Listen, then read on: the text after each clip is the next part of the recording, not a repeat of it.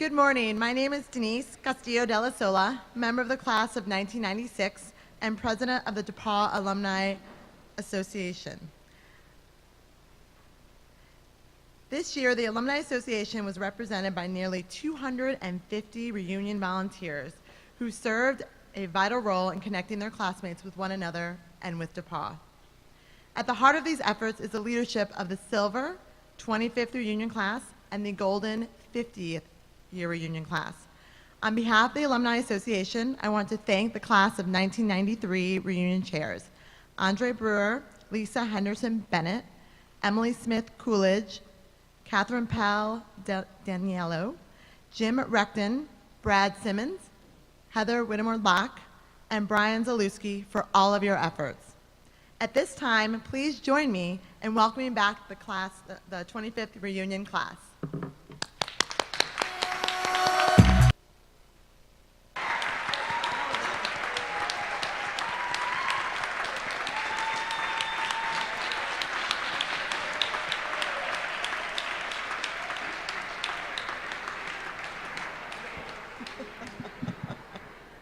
Nice, great song choice. Thank you, everyone.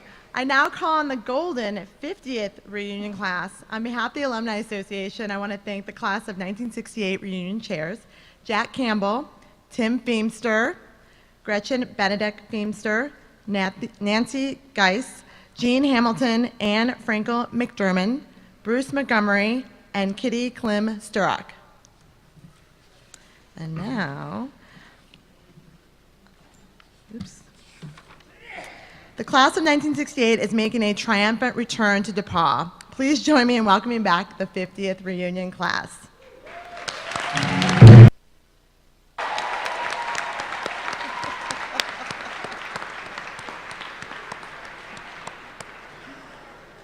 Welcome, class of 1968. That was an amazing entrance. On behalf of my Alumni Association Board of Directors, colleagues seated behind me, I want to welcome you to this Alumni Convocation. Our Alumni Association was established in 1919 with bylaws directing us to promote DePauw and to foster a spirit of loyalty, fellowship, and mutual assistance amongst all alumni. We gather today in the historic heart of our campus as the beneficiaries of generations of alumni and faculty who passed through this great hall. I want to extend a special welcome to our members in the reunion classes of 1968, 1963, 1958, 1953, 1948, and beyond. Would you please wave to be recognized? Is that over here?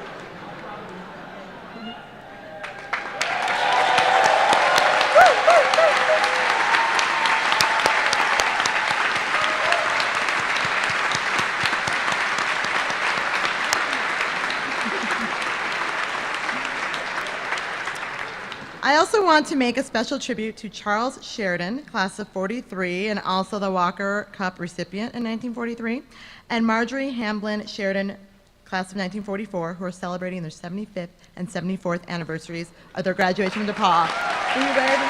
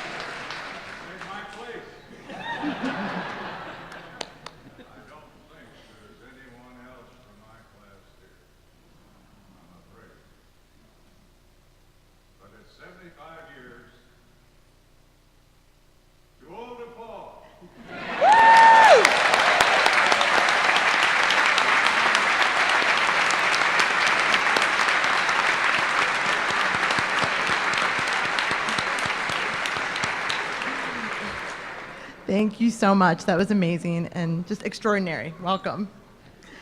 As alumni, we uphold the legacy of service to alma mater by giving our time, talent, and resources to strengthen DePauw. In this spirit, I would like to recognize all volunteers of the association. Will you please stand if you've helped DePauw in the past year as a member of a board of the university? All of you. And anyone else out there. Maybe I should...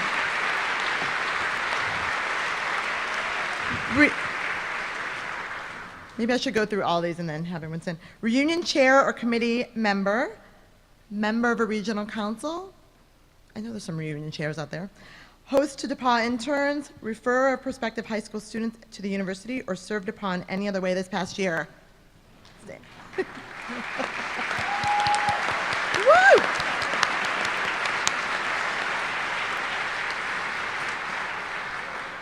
On behalf of the Alumni Association, I thank you very much. I also want to acknowledge my colleagues of the Alumni Association Board of Directors who today are completing their service on the board. For those of you who are completing service, please stand. I think that's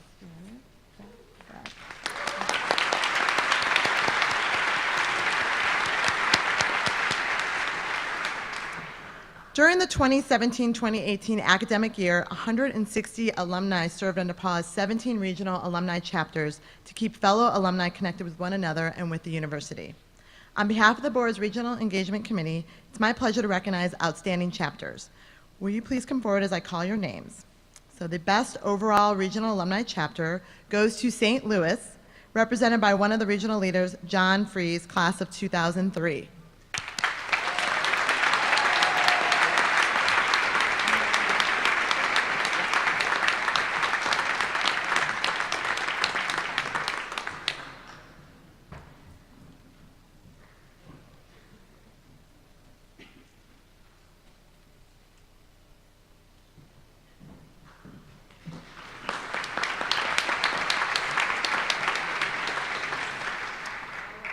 Best Monon Telecast Party goes to Chicago Alumni Chapter, represented by Siobhan Shibby Lau Hunter, class of 2009.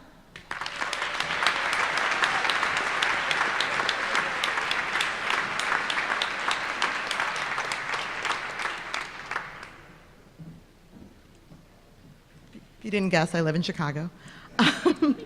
And Best Regional Event goes to the Indianapolis Alumni Chapter for a Downtown Indy Lunch Series, hosted by Mike Boger's class of 2001, who is unable to join us today. So, congrats to them.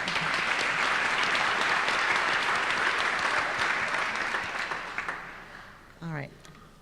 One of the great traditions of Alumni Reunion Weekend calls for members of the 25th and 50th reunion classes to offer greetings to the university on behalf of their classmates. It is my pleasure to introduce Rita Strohm Highland, representing the Silver Anniversary class of 1993.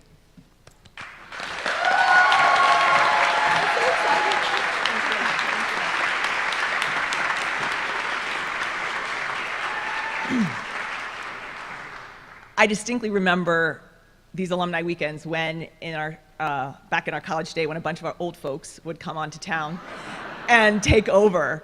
And specifically, I remember the middle-aged women coming into our sorority house and opening our doors, sitting on our porch swing, laughing too loud at our composite.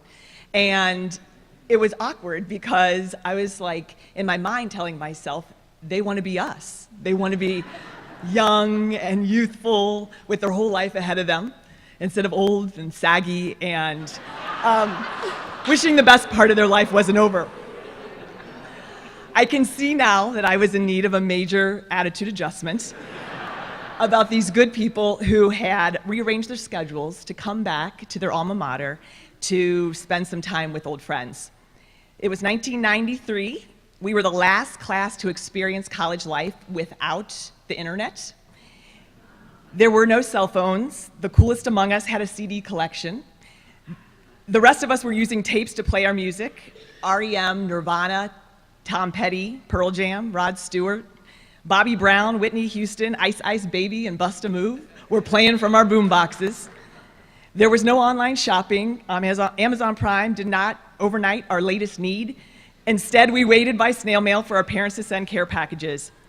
And somehow, without email notifications, we figured out what was going on campus.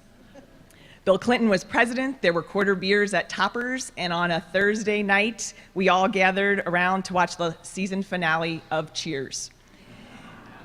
Vernon Jordan spoke at our commencement, and we drove out of DePauw richer in friends, knowledge, and good times than when we had arrived in '89. Afterwards, we looked for jobs or went back to school, anything to make it look like we hadn't wasted our time or our parents' money. I worked for that next decade in a job I got from an interview at DePauw.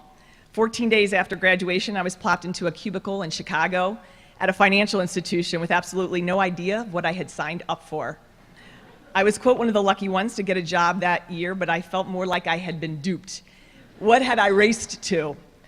A few years later, I remember looking around an elite floor of colleagues and realizing that I didn't want to be my boss or my boss's boss, but I had no idea what I wanted or how I was going to get there. And what I learned during my struggle is that I hadn't a clue of how things really worked. All of the rule following, pleasing, performing, and perfecting that seemed to characterize my 20s was stifling. The universe started leveling me, told me to knock off the crap, reset, tune in, and take some leaps. So I took a leap and decided to leave my role in a conservative financial field and wholeheartedly dive into a wild entrepreneurial ride in a young and alternative career loosely called life coaching. I was committed to helping individuals reset and play full out based upon their own terms. What's emerged after working almost 20 years with passionate, smart, highly functioning, and talented individuals, whether they're young or old, men or women, entrepreneurial or corporate, leaders budding or established, is that I've seen that most people don't know how a successful and fulfilling life really works. What I found more specifically in my encounters with clients, friends, and colleagues is that looking at our internal obstacles still does not get the attention that it deserves. Not looking at our own internal obstacles and instead focusing on what we need to fix in our external environment is why we are not playing full out. If the 20s were stifling due to the rule following, pleasing, and perfecting, and the 30s were exhausting due to the achieving, accumulating, and proving, our 40s are our reckoning. By this point, we've all suffered some bruising. We've had career highs and lows. We've suffered the loss of loved ones, classmates, and for some, loss of marriages. We've got back up, dusted off, and sometimes thrown back down. But as we head to the end of this decade in our life, the message the universe has clearly delivered is this: this life is temporary. You can't continue to play at a half version of yourself. Don't wait any longer. I'm not giving you forever. Regardless of how old you are or what happened to you in the last 25 or the last 50, the same question exists for us all. What story will you write for your next 25? Here are a few ideas to help you get started. First, reset. Slow it down. Take the time to ask yourself the question, what would I attempt if I knew I wouldn't fail or if there were no rules? You see the question on Facebook all the time, but few of us give ourselves the time to answer it for more than a minute. The most important thing a person can have is a vision. With vision, extraordinary things happen. Without it, nothing happens. It's amazing how many of us can deliver exposés on what we don't want, but are hard-pressed to answer the question when asked what we really do. You cannot hit a target you cannot see, and if you don't choose your life, someone will choose it for you, and you might not like what they decide.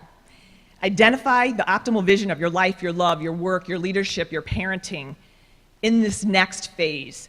Then get comfortable with it so that you can step into it. Second, and this is perhaps the secret sauce to reprogramming for a more bold, rich, and fulfilling second half. Tune in. Perhaps the greatest contribution of the last generation is that physics, psychology, spirituality, and brain science are all coming together to confirm the same thing.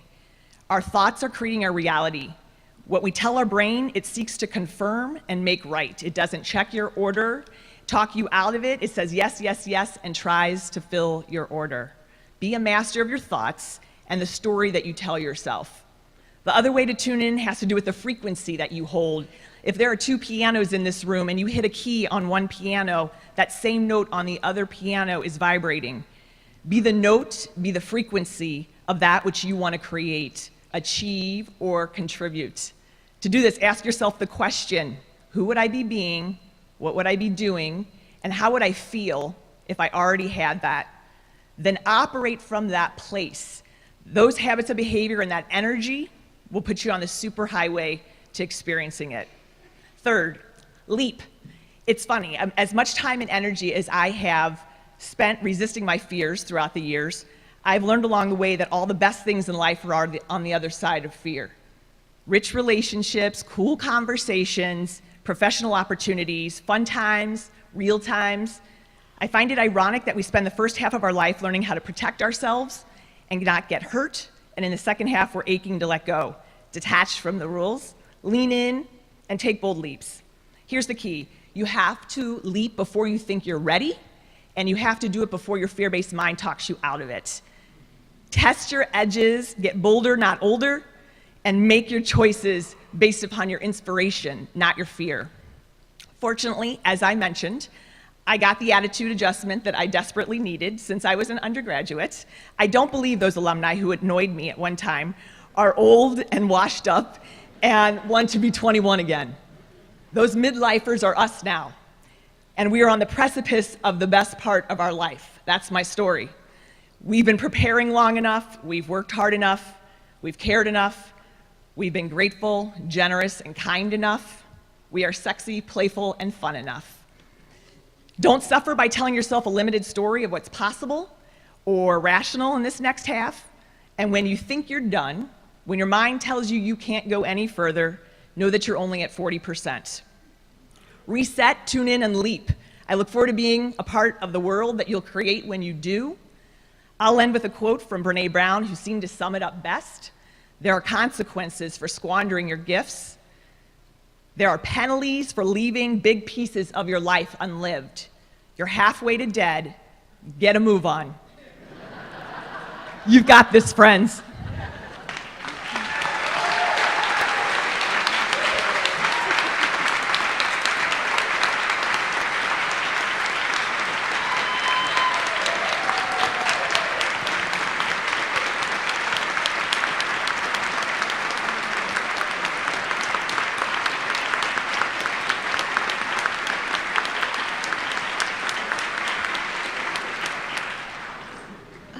Thank you, Rita. Now it is an honor to call on Bruce Montgomery, representative of the Golden Anniversary Class of 1968.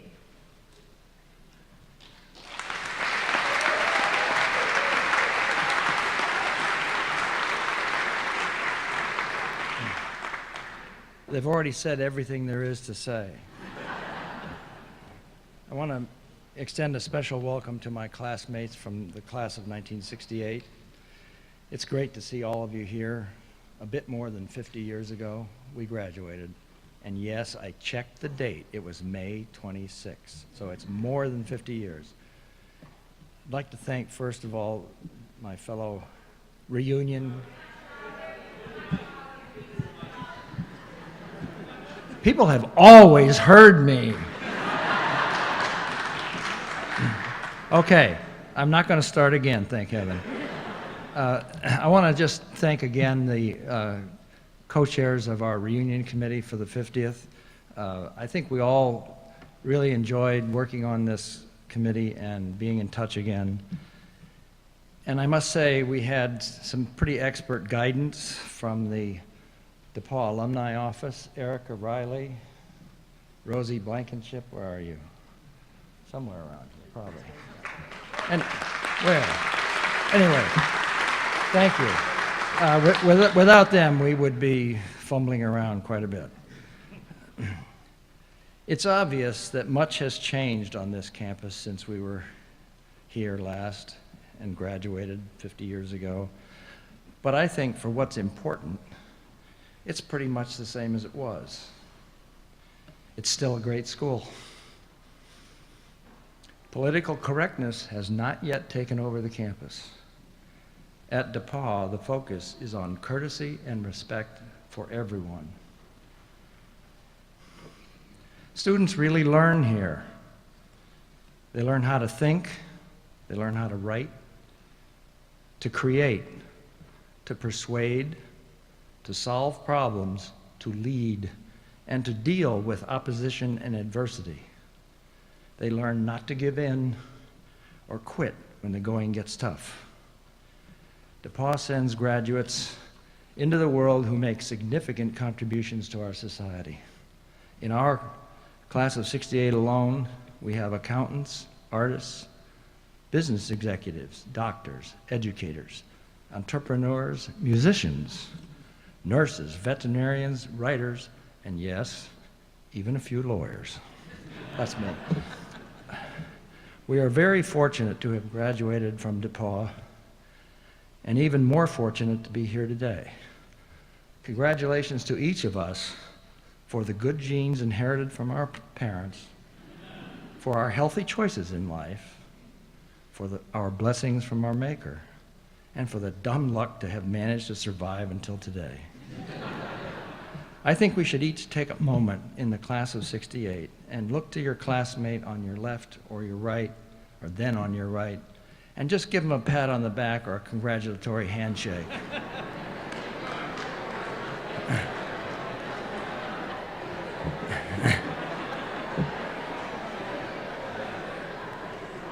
I was afraid you weren't going to do that. They made it. You made it. We're here. How did 50 years go by so quickly? How did that happen? But here we are. I suspect we have all in some fashion thought, okay, what's next? We can finally write that book we've been thinking about, or take that special trip we've always dreamed of, or after our hard work, spend a little time with our friends and family, or maybe even just have some fun.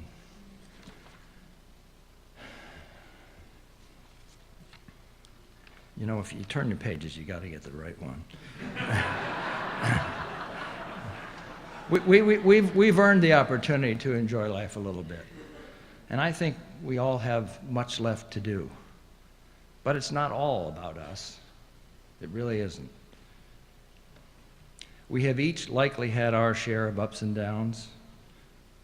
I suspect most of us have had pretty good lives to this point. We have had meaningful careers. We have shared our lives with some very special people. I think many of them are here today with you. We've raised families and perhaps even accumulated some economic wealth. In general, we have much to be thankful for. I can speak personally and say that DePauw has been a very meaningful part of my life. And this is where I start to break down. I came from a family of very modest means. I had a father who basically abandoned us when I was quite young. And I lived in a town, South Bend, that was in its own mini depression as a result of the collapse of the Studebaker Automobile Company. Now ancient history. The cars are very valuable if you can find them. Without the generosity of alumni who came before, I could not have attended college. At DePauw, I enjoyed a full ride, thanks to the Old Gold and Rector scholarships. And I waited tables in the Sigma Chi house for my room and board. So coming to DePauw was a very big deal for me. Eventually, I became the first person in my family to graduate from college.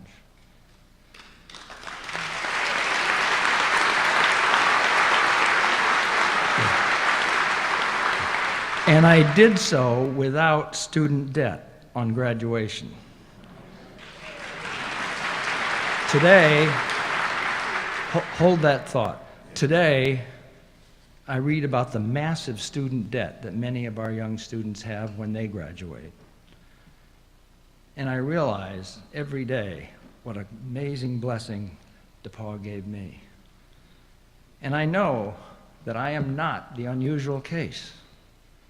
DePauw has done that for thousands of others over many decades, some of whom I suspect are here today. So we have lots to be thankful for as we celebrate our 50th reunion. Our parents, in Tom Brokaw's words, the greatest generation, fought the worst world war yet. Notice I said yet.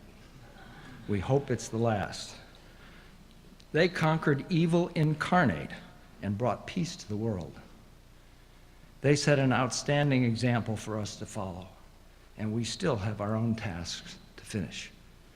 We are today almost overcome with bad news of one kind or another, from the random violence of gangs in our streets to the seemingly never-ending stream of shooters slaying our students and teachers in our schools, which should be among the safest places on the planet, but tragically they are not. We hear about police shootings of innocent people, especially young black men.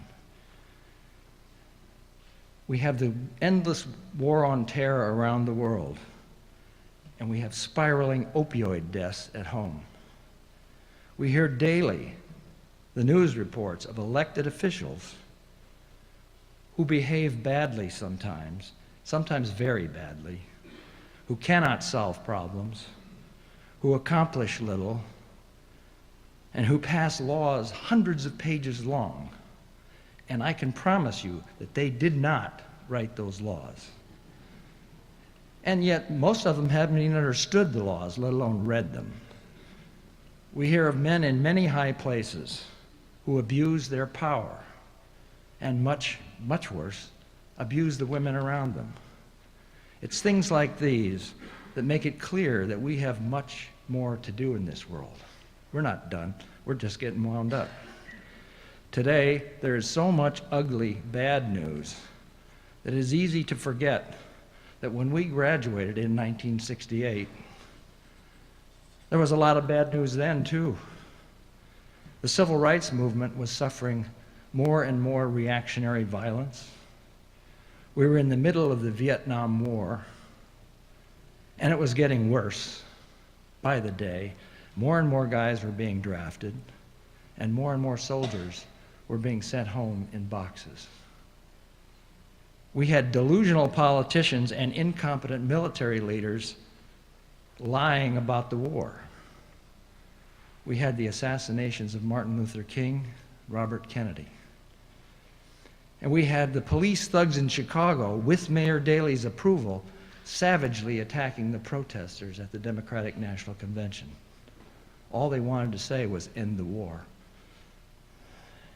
Until we returned from spring break, that's in 1968, and we were able to witness President Johnson on television vowing not to seek re-election, it seemed as if there was no hope for our futures at all. Get drafted, become incapacitated, or go to Canada. Some choices. But nothing's wrong with Canada, mind you. But somehow, except if you go to Canada, you can't practice law in the United States. Somehow, we struggle along. Some went into military service. Others went to graduate school or got jobs. We all started the rest of our lives. We here today are the fortunate ones, and we know that not everyone was as fortunate as we. But here we are. Given our blessings here at DePauw and in life, I think we have a responsibility to carry on and to do what we can, excuse me, at our own time and choosing to make this world a better place. I know many of us have been working to do just that. But in this case, more is better. When I was a Boy Scout, we did a lot of camping. Every time we came to a new campsite, our scoutmaster would tell us that it was our responsibility to leave that campsite in better shape than we found it. That's a big message. Leave that campsite in better shape than you found it. While the metaphor may seem trite today, I think we have a responsibility to leave this world better than we found it. How we will do this is for each of us to decide. And while I'm speaking to the class of '68, I include everyone in this room. We each have our own talents, skills, health, wealth, not to mention our own lives to lead and families to provide for. But I hope that we will spend a part of our remaining years trying to make this place a better place. There is so much rudeness, so much crudeness, so much divisiveness, so much silliness, and yes, so much sheer stupidity that pervades the essentially mindless public dialogue on television, in the press, on internet blogs, and yes, even on some other campuses. That just adding some civility and constructive insight to our public dialogue would be a big step forward. For me, helping DePauw with its mission is a part of my effort. I will not pretend that I can suggest what any of you might do in your own time, in your own way, with your own means and your own hearts. You will decide. I am sure there are lots of things that each of us can do to make this a better place. Lord knows there is no shortage of opportunities and no shortage of needs to be satisfied. I am reminded of a powerful quote attributed to the 18th century English philosopher Edmund Burke. I think about this a lot. The only thing necessary for the triumph of evil is for good men to do nothing. I am sure that none of us will just do nothing. We have the balance of our lives to enjoy, to provide for our families, and to try to make this world a better place. I am hopeful that each of us will in some way take on this challenge. And in the rest of our lives, let's do some more good. Thank you for the privilege and honor of addressing you today. I hope you enjoy each other's company and the rest of your time here. Oh, and next time, don't stay away so long. Thank you.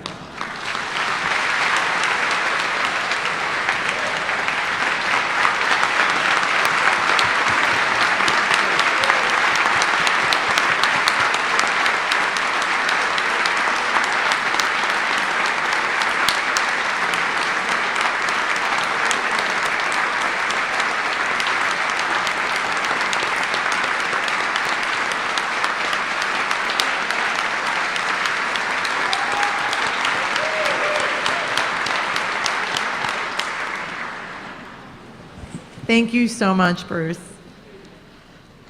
A long-standing alumni tradition involves making a special gift to DePauw in honor of your reunion, class of 1968. Each year, the 50th reunion class leads in a way in giving back for future generations of students. At this time, I invite 50th reunion chair and committee member Jack Campbell to make a special presentation.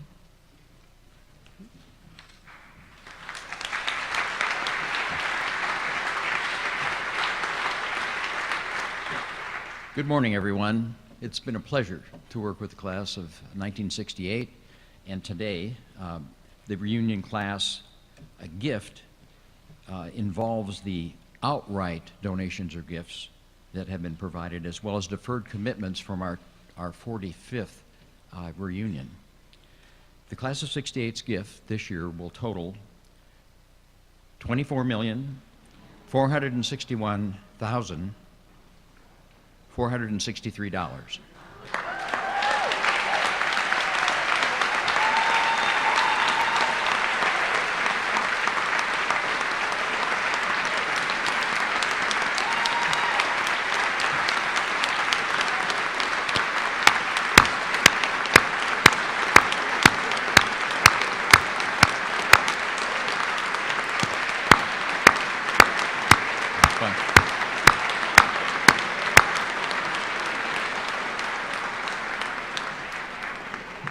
I'd like to also say that 42% of our class made donations and gifts this year and gave a total of $407,304 to the Fund for DePauw.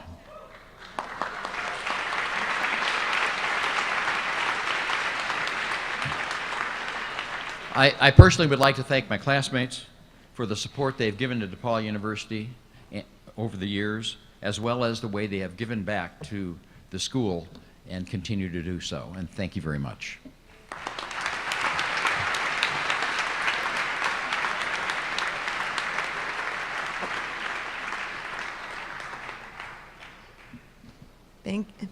Thank you, Jack, and the class of 1968. At this time, I invite you to stand and join student members of the School of Music, who will lead us in celebrating the 50th reunion class gift and all reunion giving to the university by singing "Here's to DePauw."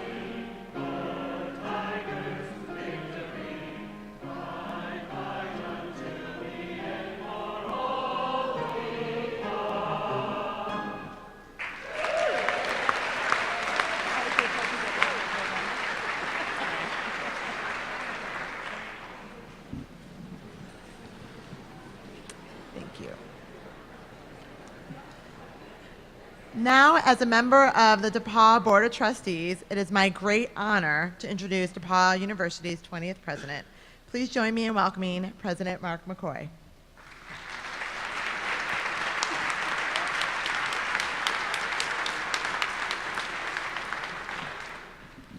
I do a good bit of speaking around the country, and I always get this question, is it hard to be a college president today? I say it's hard to be DePauw's college president because you always speak last. And you have to follow the great speeches from DePauw alumni that came before. Thank you for both coming to speak today. Welcome back. Welcome to the most fun and memorable weekend in the DePauw family year.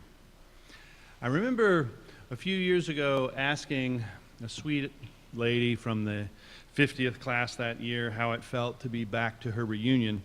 And she said, "The 50th reunion is where you feel younger than everybody else looks."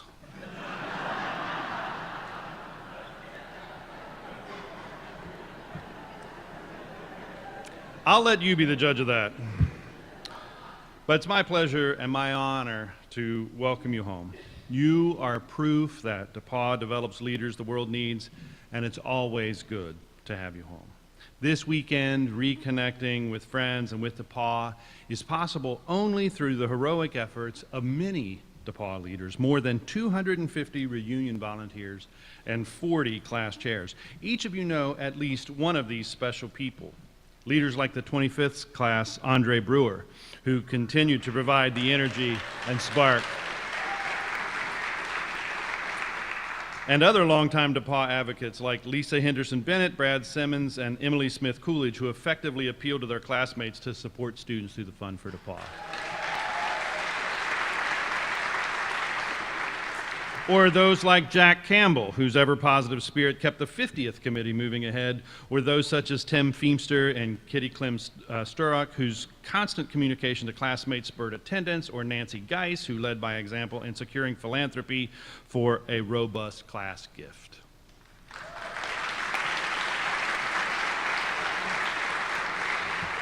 Each of you are proof of concept that DePauw develops leaders the world needs, and we owe all of this year's reunion committee volunteers a great debt of thanks. Thank you all.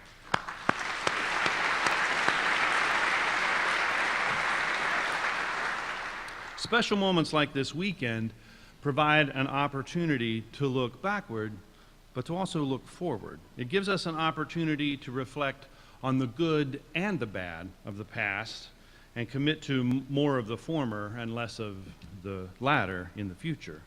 Our 50th senior year included the assassinations of Martin Luther King Jr. and Bobby Kennedy, but also the world's first jumbo jet, the 747. For the class of '93, who could have imagined what was portended by both the first World Trade Center bombing, and this new invention called the World Wide Web browser. We've come back to DePauw not only to remember, but to plan. We can come and celebrate the innumerable successes of the graduates of our first 181 years. But we also must look forward to what waits the graduates of our next 181. You were able to come to DePauw through the good graces of those that came before you, and now you are paying it forward to those that come after. And that's the beauty of a DePauw education. We are standing on the shoulders of giants. And to today's students, you are those giants. Who could have imagined how the jumbo jet would change air travel, more than doubling the passenger capacity of the largest airplane of the day? Who could have imagined how this little-known idea, a web browser, would fundamentally alter everything we do today? No one rightly predicted these changes. Remember Bill Gates saying 64K of RAM should be just about enough for anybody? No one really predicted those changes, yet you were somehow prepared for them. How? Because our stellar faculty, our liberal arts education, and DePauw's commitment to teach you not what to think, but how to think, set you up for a lifetime of change. More than that, it set you up to lead that change. Now, how has the world changed for today's graduates? Well, they are facing the most diverse and complex world in our history. Cultural agility and the ability to understand, to comprehend, to navigate, and to lead across difference, whether that difference is racial, ethnic, gender, background, viewpoint, religion, or anything else, is the hallmark of a great leader. And what kind of world does today's leader face? Well, consider this. Uber, the world's largest taxi company, owns no taxis. Facebook, the world's the most famous media platform, creates no media. Airbnb, the world's most Alibaba, the world's most valuable retailer, has no inventory. Airbnb, the world's largest accommodation provider, owns no real estate. When this year's graduates come back for their 25th, in the year 2043, what then? If this meteoric pace of change is profoundly felt now, what will they be experiencing at their 50th reunion in 2068? That old saw, the only thing constant is change, is not true. Change is not constant. It's accelerating. The pace of that change in our lifetimes could fairly be attributed to Moore's Law. Moore's Law is the idea that a computer chip will shrink in size and double in speed at a lower price every year. And this has held true since 1970. Nothing in the world has had greater impact than this technological change. And nothing has seen the exponential rise that technology has seen. I'll prove this point. If Moore's Law was applied to a 1970 Volkswagen Beetle, today's Volkswagen would go 300,000 miles per hour. It would go 2 million miles on 1 gallon of gas. And it would cost 4 cents. You could pass down your parents' gasoline to your grandchildren. And remember that change is accelerating, so we must accelerate to improve our efforts to lead that change. And how can we at DePauw do that? Well, I'm humbled and honored to announce that 2 members of the class of 1968 have donated $20 million to be sure we prepare for that change properly. With this life-changing gift, we will endow a leadership initiative to be certain that every student at DePauw is ready to lead profound change. And I'd like to ask you to join me in thanking Karen and Steve Sanger for this newly announced $20 million Sanger Leadership Initiative at DePauw.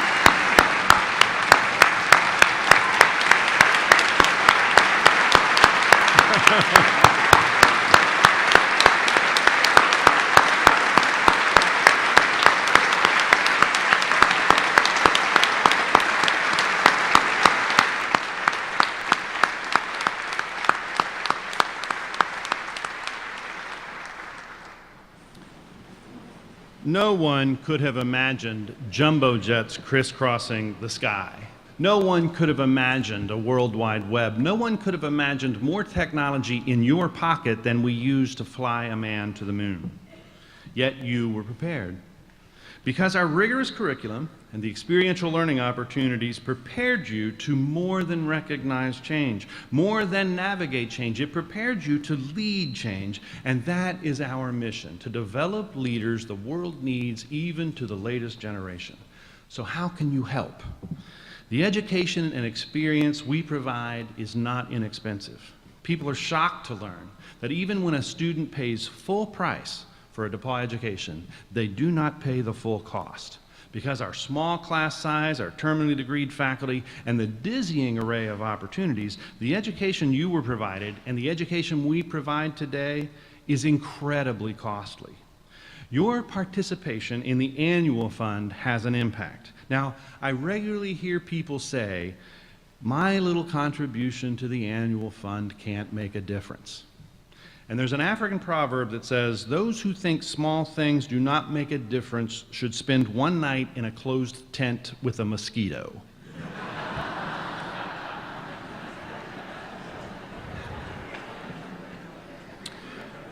When you participate in the annual fund at any level, you make education possible for the thousands of future leaders on our campus. When you provide an internship or employment for our students, you provide a development opportunity for leaders the world needs. When you recommend DePauw to a prospective student, you bring us the next generation of great leaders. In a hotter, more diverse world with higher sea levels, faster technology, and increased automation, there will be a need for leaders, and DePauw is the place that develops those leaders with your help. You stand on the shoulders of giants. You are the giants whose shoulders our students today stand on. Together, we, the DePauw family, change the world. Welcome back. You're always welcome home. And thank you for helping us produce leaders the world needs.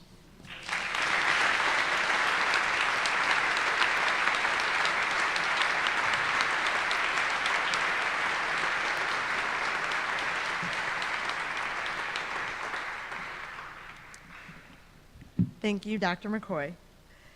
As we enjoy reunion today, I invite you to save the dates for one of DePauw's longest running traditions, Old Gold Weekend. Please join us on September 28th and 29th. Immediately following the convocation, I encourage all of you to join us for a picnic lunch under the tent on East College Lawn. And I now invite our School of Music students to sing Remember DePauw and then lead us all in a closing with a toast to DePauw. And those are all in your program.